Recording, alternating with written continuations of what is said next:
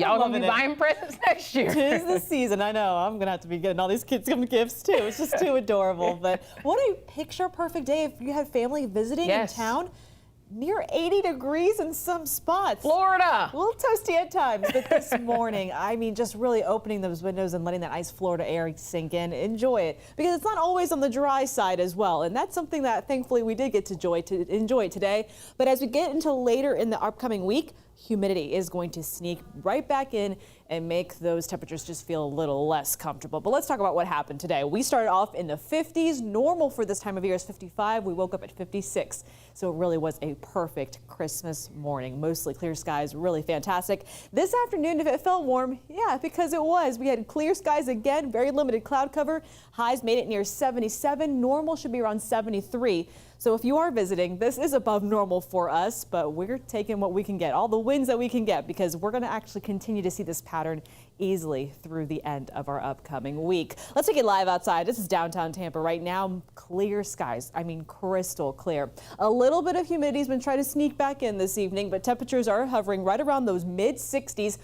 Primarily along the bay. You'll notice as you head up towards the north, closer to the Nature Coast, it does get cooler much faster as well. And then we'll see that little bit of a cooling trend faster east of I-75, further inland, even down to our southeastern counties, already falling into the 50s, mid to upper 50s tonight. So it's going to be a little bit cooler inland, much more mild, closer to the water, closer to the bay, and overnight completely clear from one edge of the area to the other, with the exception of some high clouds trying to hang out through our northern counties. But this is likely what the temperature map is going to look like if you're getting up early on a Sunday morning, right around 6, 7 o'clock in the morning. We'll see a lot of lows in the lower 60s. But once you head inland, I think it could be cooler than that. There could be still several 50s on the map to start things off on your Sunday fun day.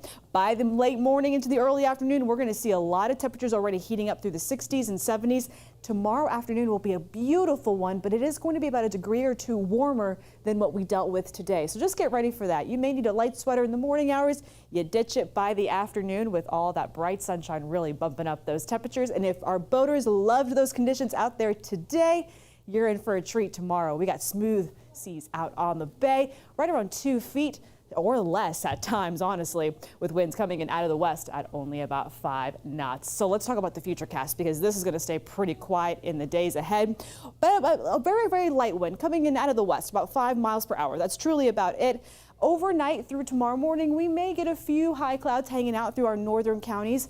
Maybe even trying to bring a little bit of humidity up to the northern half of the state a little bit quicker than the rest of us. But truly, through the rest of the weekend into early next week, we got a dome of high pressure just really staying overhead. This is what's going to keep things nice and warm and toasty for us over the next couple of days, but it really prevents us from any storm systems, and for the most part, even any clouds from moving through the region. That breaks down and moves a little bit more to the east by the second half of our upcoming week. I'm talking about Thursday going into Friday. This front stalls right to our north.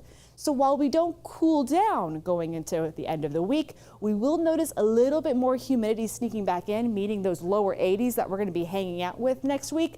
They're going to start to feel a little bit more muggy, a little more uncomfortable by the second half of the week. That's really going to be going Thursday and into Friday, maybe even a few isolated rain chances in our northern counties by the time we get to New Year's Eve, but many spots will stay dry, and we wrap out the year above normal.